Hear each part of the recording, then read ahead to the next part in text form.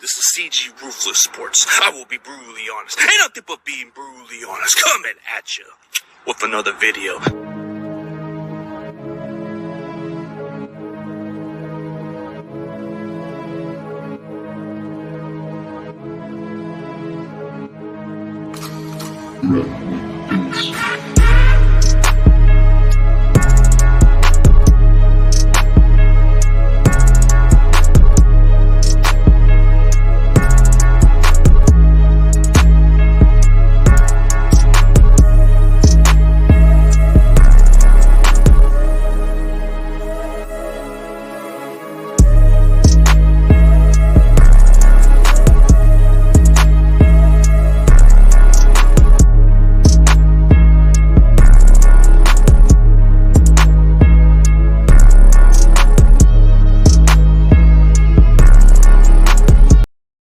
What is up, everybody?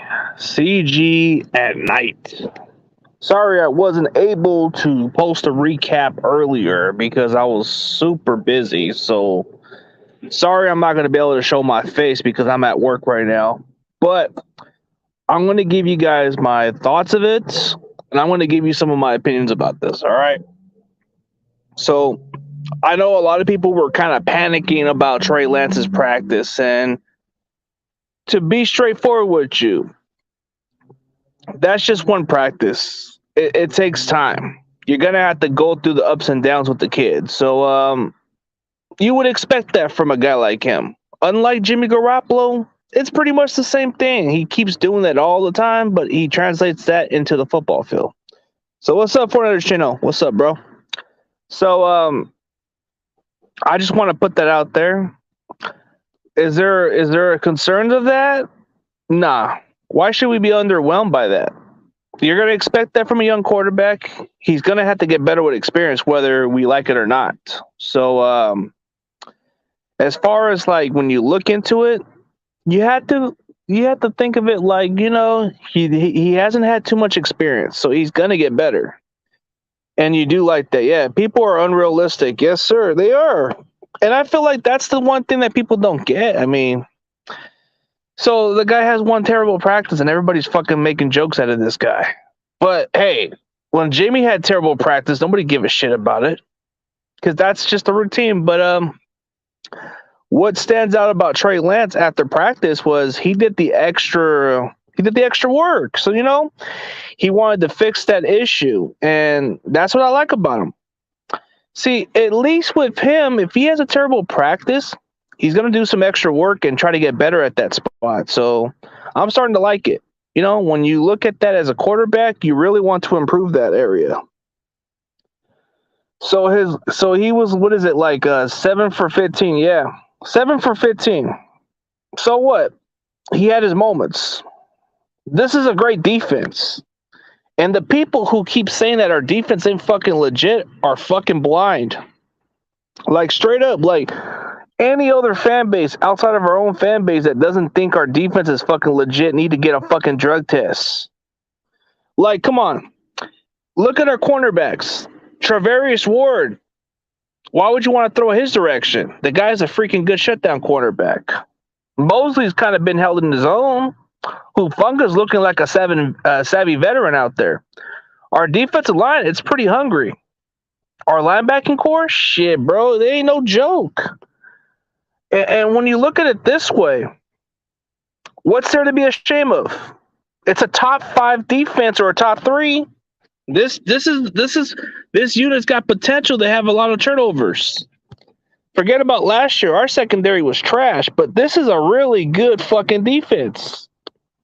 Y'all underestimating this fucking defense. I'm sick of you other fan base. You don't know football. Have you watched our fucking secondary? Have you watched Travarius Ward? He's the least target cornerback in the league. The last couple of years, he's been the very least target cornerback. So you figured don't throw his direction. That's smart on Trey's part. Mosley's kind of coming into his own. But when you look at the other players, okay? Just because I don't go to the training camp doesn't mean I have a better understanding of what's going on. I've been keeping track of what's been said. So Watching these little films and highlights, bro, I'm already come away impressed with Trey Lance. I already see what I like about him. He's poised. He's ready. It's not going to be too big for him, but he's going to have his moments. So let's keep it a buck. Yeah. Yes, sir, J.R. Meadow. That's what's up, man. Yep. I think that's what I mean. Hopefully Drake Jackson can get 9 sacks. That would be spectacular. He'd be like our first pick of this year's draft because we didn't get a first round pick. If we can get this guy to get 9 sacks as a rookie, bro, that's a freaking major draft steal because this guy had first round grade. So when you look at the positive side, do our offensive linemen, we were playing mostly the backups, right? Because Trent Williams rested. And a lot of our young offensive linemen, they're pretty young. The center position is very unsettled. I mean, you got, Jake Brendo. You got Daniel Brunskill going at that spot. You got Jason Poole. You got Donovan West competing for that center spot. Spencer Burford, give it some time. The guy has very good potential. So the fact that he's actually playing the right guard, playing first team, it speaks a lot of volume. It does speak a lot of volume for Spencer Burford because the coaching staff seems to like him. He's got really good potential. And I'm very impressed with Spencer Burford, even though he had a crappy practice, but man, just let it be. Let it be. This kid could be, he's gonna be raw. Trust me. I was actually gonna schedule him on the show like a few weeks ago. And this he's very obsessive training, and that's a good attitude. I'll give him that. I like that about a football player of his caliber. He just wants to get better, and that's what matters. So I'll give him the benefit of the doubt, bro. This guy kind of like wins me over when it comes down to that mentality. You know, you gotta like that about a football player of his caliber. Everybody's kind of questioning the interior offensive lineman, so that is a question mark for me being realistic about it. You know, I may not be like a lot bigger like most other guys like Grant and those other dudes, because I know they get like 2,000 people or more, 100 people watching, but at least I'll tell you like it is for all perspectively. So when you look at the wide receivers, it's solid, bro. It's pretty solid. I like what we got. But when you got some good secondary cornerbacks, bro, it's going to be a tough matchup. Especially with Ward. Ward, I don't know, like Ward to me is kind of like turning into like a really good pickup so far. If he's the very least target cornerback in the lead, bro, then he's a good pickup. We didn't have to pay too much, but some people thought that maybe we might have overpaid him, but I think it's a bargain on our part because he's really good. And then you look at a couple of the players. Jimmy Ward plays like he always does. So that's a good thing. Yeah. Give me the keys, you fairy godmother. What keys, man? What keys? What keys, Tommy? What keys? The 2 fairies? Yeah, man. So we'll look into it, man. So everybody's talking about how Ty Davis Price is looking better than freaking Trey Sermon, bro. I don't know. I like that we're adding some competition at that position. So we'll see. I mean, the difference between Sermon and Davis Price is Sermon's more like he's more like an all-purpose back. Like he can catch the ball off the backfield. He can run in between the tackles also, but he doesn't seem very like. I don't know, bro. Come on, come on, dude. Man, dude. Are we gonna go with this bus guy? Come on. I'm still giving it a chance with Trey Sermon, bro. I still think he's raw. I still think he's good, bro. Last year, it was more like he didn't freaking fit the system as good as he was. Now he's catching on, so I think this would be a good sign for him to actually step up this year. Ty Davis Price, I don't know, man. The more I watch his film, the more I'm starting to feel the vibe about him, but he's not a good receiving back. And that's the main issue. In this offense, man, okay, he's a good physical running back. Okay, he'll give you those tough yards, but man, I want a guy who can catch the ball off the backfield too. So I don't know. I still think it's going to be a really good. It's probably going to be a pretty good competition between those two. Elijah Mitchell, no doubt, he'll get his touches. He'll get his touches, but they got to play it safe with him because don't give him too much of the carries. Yeah. I don't know about Ty Davis Price, bro, but if he can get us a damn Super Bowl win with those run plays, then okay, I'm cool with it. I see a lot of Ty Davis Price plays like Leonard Fournette. I see a lot of Leonard Fournette in his game a little bit. The more I watch Ty Davis Price, the more I see of that Leonard Fournette with the better, without the weight issues, you know? I heard Leonard Fournette's overweight too, but when I watch Ty Davis Price, I do see a little bit of Leonard Fournette. Or, I don't know, he seems solid. I don't know, dude. I just thought he was a little bit of a reach. That's just my opinion. I'm still not fond of that pick. I still don't understand why we pick him, but if he turns out to be a good pick and actually contributes to a 6 Lombardi win, bro, then I can give zero damn about who we pick these days, you know. But I like that we're actually adding some good depth there, because running backs, we got that as a luxury because we come away with some good depth pieces, and with injuries they come into play. So we definitely do need to get guys like that. So having a guy like Ty Davis Price is a luxury to me. Luxury pick to me is like a bonus. Like if Elijah Mitchell misses time, you can either just mix the carries between Trey Sermon and Ty Davis Price and make this running game still solid.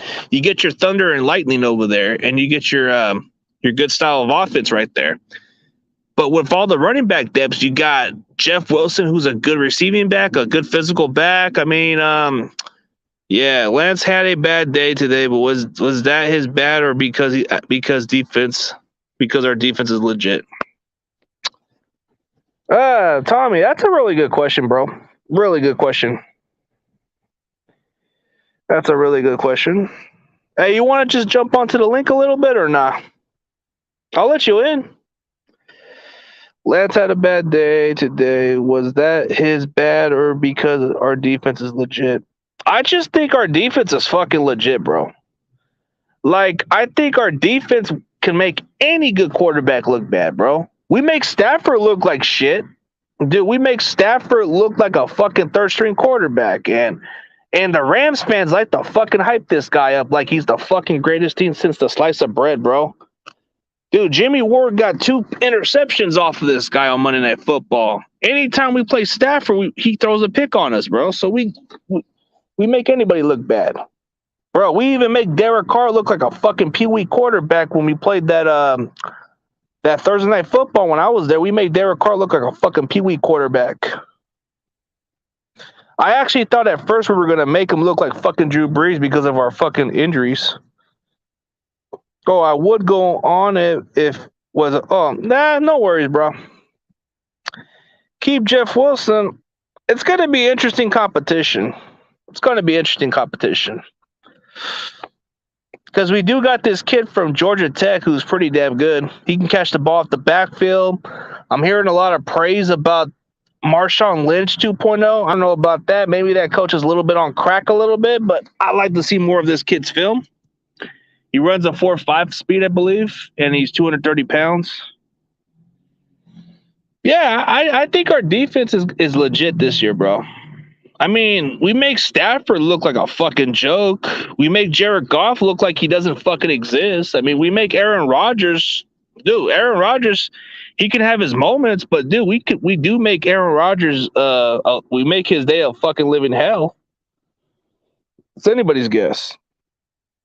Dude, for all I know, in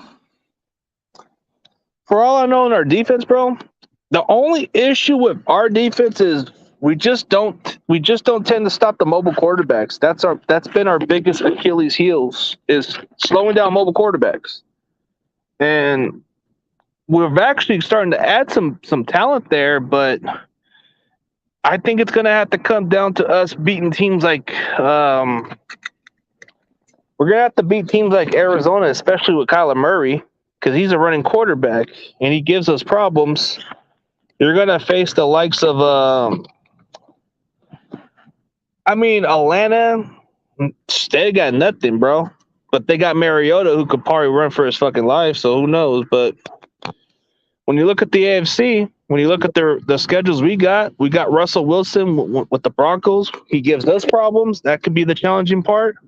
Let's see. Justin Fields, even though we'll beat them, it still will give us a problem because Justin Fields is a mobile quarterback. So he might give us some issues if I'm being straightforward about it. And then you look at who Seattle has at quarterback. Drew Lock might be a little mobile too. Gino, not so much, but he might be a little mobile. Let's see. I don't know. Tua kind of seems more like a regular pocket passer, if I'm being straightforward. Like he doesn't give you much of a scary guy that says, "Oh, if he runs, we're screwed." No, he doesn't give us that kind of look. But when you look at the matchups, it kind of depends on it. But let's go on to what I got to say. So, yeah, when you look at our running back position, it's a luxury for us. I know a lot of our fans were complaining about us going edge rushers, especially one of my fellow co-hosts of the Round Check. I feel him on that point. I do feel him on what he was saying. But, dude, the problem with our edge rushers is some of them just can't stay healthy, and that's probably why we invested, which I understand that purpose, and that's been the biggest issue. Like, we want to invest a lot of edge rushers, but we want to make sure they stay healthy and they are worth the money. Yeah, he could.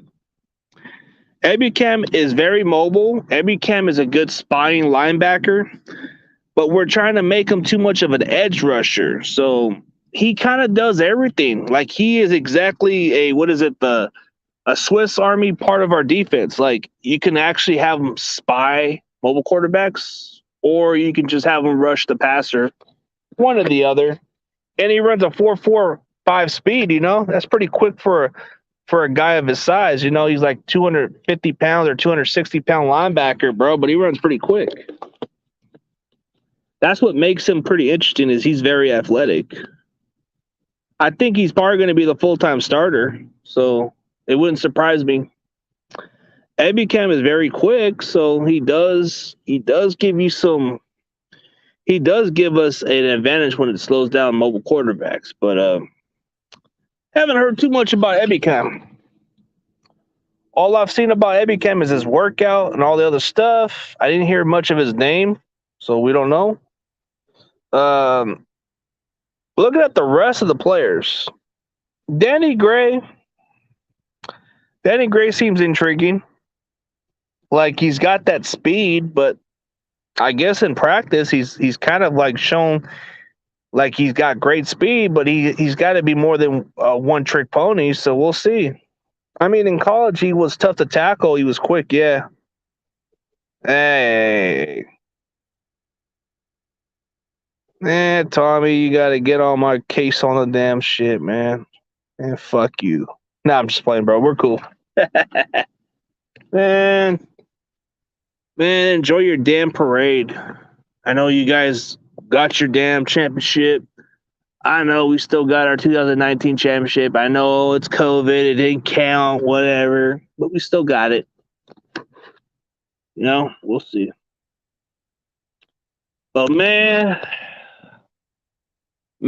them fucking Giants, man. Yeah, we beat the Cubs, but we still fucking suck. At the end of the day, it's cool, but, man, we're below 500, man. 49-50 of the regular season with the Giants. Come on, man. It's like a shit fest with them Giants, bro. Haven't felt this excited about a fucking baseball team since fucking 2014, bro. Haven't felt that excited. What's there to be excited about, bro? This is why I don't even care for baseball like everybody else. So the Giants haven't been fucking relevant since the fucking World Series, bro. So since 2014, we haven't been fucking relevant. Oh, well. Last year we were pretty good. Last year we had the fucking best record and then we fucking choke. What a fucking joke. Yeah, they did. Last year we had a fucking good record. We just fucking lost to the damn Dodgers. Fuck. Man. I mean, I don't know, man. Like, everything about LA I don't like, but I like the Lakers. That's pretty much the only thing I like about LA. The rest of it I don't give a shit about. Like, man, fuck the Dodgers, fuck the Kings, fuck the Rams. I got nothing against the fucking Chargers. I feel sorry for them if I'm being honest. It's kind of like I feel bad for them. Like, you're like the only team in LA that nobody gives a shit about. Nobody cares about the Rams either. The Chargers beat us on a technical. Okay, man. I don't know. We fucking lost to them anyways, so we still fucking suck. Pretty much, man. Hey, but all you guys have to look forward to is the fucking Warriors winning the damn finals, and bro, we just need to get the damn Niners to a Super Bowl win, man. Fuck going to a damn appearance. I want to fucking win, yeah. That check swing in the playoffs. You think that's what it was? You think that's what it was with the Dodgers? Man, you know, that's crazy, man. The market of LA, dude. The popularity of the market. Everything's kind of looking bright for LA teams, except for the fucking Lakers. We ain't fucking doing shit. Like, you can talk about the fucking Dodgers. You can talk about the Chargers, the Rams. It's looking bright for them. Except for the fucking Lakers. We ain't fucking done shit since 2019.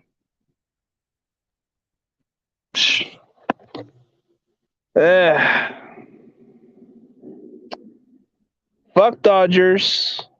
Fuck Kings. Fuck Rams. Kind of feel bad for the Chargers, so I don't got nothing against them, but fuck them too. Fuck the Angels, because they fucking took the World Series off of us. Fuck those damn Angels. Fuck the damn Walt Disney team. Fuck you, Anaheim Angels, motherfuckers. You made me fucking sad that day when you guys took that damn World Series 2002, man. Yeah, they are fucking overrated, bro.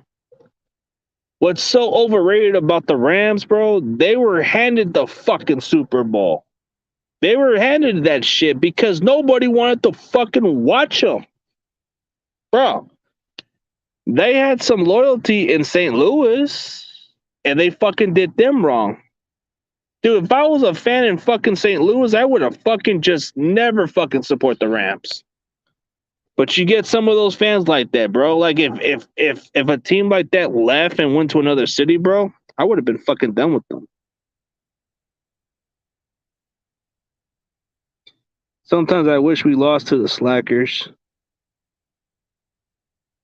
Slackers, bro.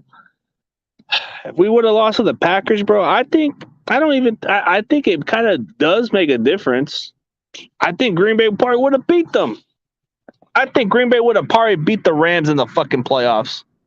If you look back at it, bro, the Rams don't play well at Lambeau Field, so that would be a disadvantage for them. But I think we were definitely the favorites, bro. We just got a little too ahead of ourselves. We got too ahead of ourselves because we own the Rams, and everybody said that sometimes it has to come to an end.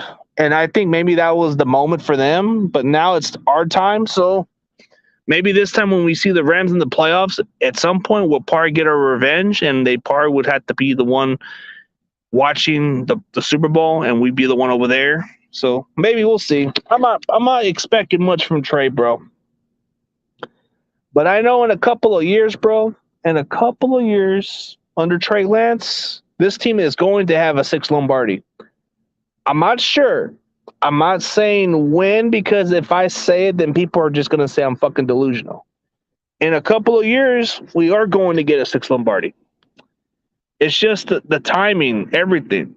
I'm not even guaranteed about this year. This year's more like Trey's going to have some experience. He's going to get experience while getting to the playoffs. if he gets us to the Super Bowl and wins, that's a big plus, bro. He goes from being our backup last year to being the Super Bowl MVP. That would be a fucking nice type of story to put into. The guy comes from a small college, comes from a similar situation to where he goes undefeated and wins a championship, bro. That would be a nice Cinderella story. But I think when you look at the expectation of this team, I say we're going to win 12 games. Schedule's very favorable. We should be better in our division this year. We're definitely going to win more than we're going to win more than 3 games. I mean, we're going to win more than 3 games in our division, so I think we're going to win 4 to 5 division games. Yeah. You're right about that shit, bro. That's what sucks about it, bro. Like, that's the only thing that gets so fucking annoying. Like, bro, I get it. Yeah, we haven't won a fucking Super Bowl since 94. I was a fucking kid then. But some of these fans, they make it sound like we never fucking witnessed a Super Bowl. Dude, I was there. 1994, sure, I was a toddler, so. But some people make it sound like I didn't exist, and bro, I was a fucking kid. I was a little fucking toddler. So technically, I still count as a fucking fan that was there. So I probably wasn't quite into fucking football at the time, but I was a fucking wrestling fan. As soon as I got into watching football, I started liking them. Could have been worse. Could have been a lot worse. Could have had my parent. Could have had the parent. Dude, my parents could have fucking pushed me into being a fucking Cowboys fan, and I never fucking cared for them. That could have been worse. When I was a kid, dude. When I was a kid, man, my dad tried so fucking hard to make me a fucking Cowboys fan as a kid. Never worked. It just never worked. My mom tried at some point, but then she just gave up and just told me to find a team of my purpose. She said, why not you just go find a football team you like? And I just never cared for football. That was when I was like a kid, you know? And as soon as I started watching Niners stuff, I just got into the San Francisco 49ers. I was kind of digging more of the history and then checking out here and there with teams like the Raiders and those other teams, but I wasn't like really into it like everybody else. But that's what it was, bro. That's what it was. And it's crazy. Hey, what's up, Coach Dante? What's up, bro? Good to see you. Yeah, you know, probably back then you would just say, man, 1994, yeah, I was a toddler. 1994, bro, I wasn't even a football fan at the time because I was just pretty much watching freaking wrestling. My parents were even trying to make me a Cowboys fan at one point, bro, but I never got into them. Never cared for them. Never even fucking cared for the damn Cowboys. And it's funny, bro. Anytime that comes down to it, bro, I have to live with the fact that a lot of my families or people like say, oh, why you never became a fan of the Cowboys like your parents? Because I never fucking cared for the football team. Never cared. I never understood the star. Never understood the symbol. It just wasn't my fit. I mean, I could have been the other way around. I could have been the dark side, but never really cared for them either, bro. Just never did. Never did. It kind of came down between that time, but that's how I knew I was a big, yeah. You had a Super Bowl party at the house, and I was in high school. Yeah, bro, those were the days. But, bro, when it was during those days, like during the 1990s, bro, my dad tried so fucking hard. He even tried to give me a fucking Emmitt Smith jersey when I was a kid, and I just told my dad, I said, what the fuck is this shit? I didn't cuss him. I just said, what is this? I just like, in a way, I just didn't even understood the blue jersey and the star that he gave me. So he gave me that shit one day, and I don't know. I guess in a way I was being such a harsh guy.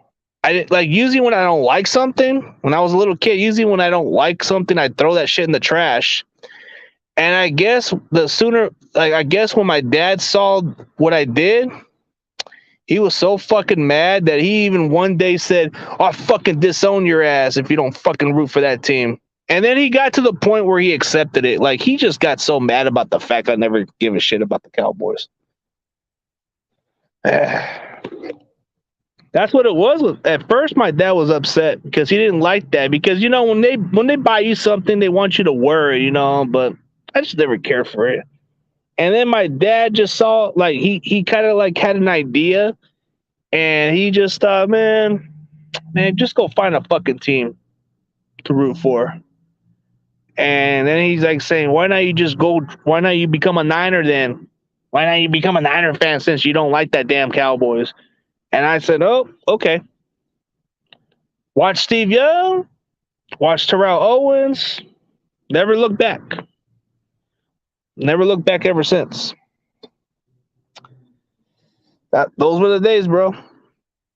Those were the days. Especially in the early years, bro.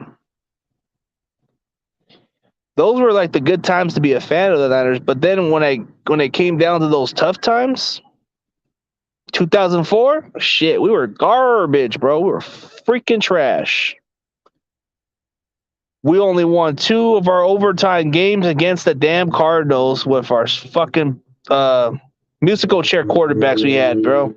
It was a joke. Freaking Dennis Erickson. You hire a college coach, and then you get this other guy to be your GM, and he couldn't do a damn thing. He was clueless as hell.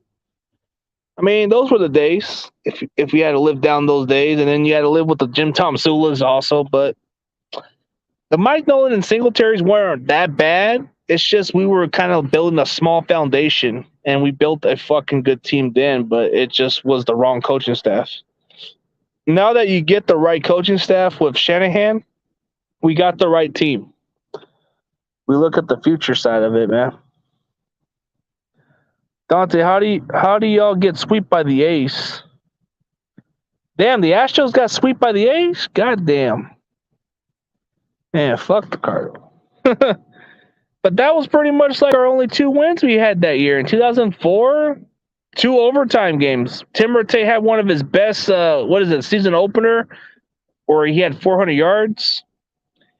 He had 400 yards on season opener, and then we won overtime with Ken Dorsey at quarterback. So, and yeah, some people may question people's fanhood, but man, dude, I don't think any of these new Niner fans would know who the hell those other quarterbacks were, bro. I bet you if you say Tim Rattay, they won't even know who the fuck he was. They'll probably have to Google his fucking name. Ken Dorsey, they probably would have to Google him too. Cody Pickett, they probably got to Google him. I mean, Jamal Robertson, he was like our special teams backup running back. You had Kevin Barlow. You had like different players then. Maurice Hicks was another guy. He was like our backup. Ahmad Plummer could never stay healthy, but he was a really good damn cornerback. Tony Parrish, solid, but good ball hawker. It just wasn't the same after those injuries. And then you had guys like freaking Keith Lewis who just came in as a freaking late bloomer and laid the wood. Derrick Smith, tackling machine. Outstanding, yep. Yeah, he wasn't that bad. He just was put on a bad team. I don't think he was as bad as everybody thought he was. Like, when you watch the season opener game against the Arizona Cardinals, he did throw 400 yards that day, which was pretty solid. Wasn't a fan of Barlow, but Barlow was kind of inconsistent from time to time. Like, dude, like he wasn't like a consistent like guy that would just give you like consistent good games all the time, bro. There would be like those games where he probably looks good for that first week, and then the next couple of weeks he'll be on a slump, and then maybe the week after he'll probably have a decent game, and then after that he'll probably just give you like maybe four last good games, and then he doesn't look like as good as everybody thinks he is, bro. Like, he wasn't all that. Like, he was just a big running back. Just wasn't all that to me. Kevin Barlow was more like Carlos Hyde. Carlos Hyde and Kevin Barlow have that in common, bro. They just wasn't all that. And then you just had a lot of decent running backs. Like, you had a lot of good running backs. It's just a lot of it does, man. And we haven't had 1,000-yard rusher since Frank Gore, bro. That's the crazy part. And if Elijah Mitchell was our future back, bro, he would have probably been able to freaking play through the pain, but he didn't even get 1,000 yards. But it's okay. He was a rookie. He broke the record, so that's good. But everybody else, man, I definitely appreciate y'all coming in to the comments. But I don't know. There's just more about being a fan, you know? I get that people want to give us a hard time because of what we are. We get too excited. What's wrong with being optimistic? I don't understand that point. What's wrong with being optimistic about your fucking team? Like, if you haven't seen our defense and you think our defense isn't top 5, bro, get drug tests, bro, because you haven't seen our defense. Like, I've actually had a couple of freaking arguments with different debates with other content creators. Quite a few have said some stuff, but, you know, I just disagree with it. Like, how are we not a top 5 defense, bro? Have you not seen our freaking secondary? Have you not seen our edge rushers? Have you not seen our linebackers, bro? We are fucking stacked. We got a fucking solid unit, bro. Our defense is solid. The only question mark that everybody was questioning about was our secondary, like our safety position. They want to see if freaking Hufanga can take the next level. They question his speed, if anything else, but he plays with game speed. He plays with good instinct. So I don't think that's a question mark, in my opinion. I think people just underestimate the speed of the way he plays. He makes up for that position. And then you look at another player, you know, I just think I don't think we have too much of a weakness like everybody makes it sound like. Like, I can just go by the interior offensive line. Interior offensive line to me is a weakness, but we'll find out if that can be fixed during training camp. I don't know. Our defense doesn't have too much flaws. I think most of our flaws are based by getting too cute. I think that's how we look at it. But I'm not too overly cocky about my team. I feel very confident. Last season, I wasn't really speaking too highly of my team. I was just kind of like being a little harsh about it. But in a way, I did change my mind and say we would win 11 games. At first, I was going 7 wins because I wasn't sure. But this season, I think we have a better chance to win 12 games. And just by the prediction of it, I just see us a lot better this year. Last year was more like we came out of nowhere. This year we're coming with vengeance, and this year we're coming for something. So we'll see. But on the bright side, there's a lot of room to improve. Trey Lance will get better, and Trey Lance will be the answer.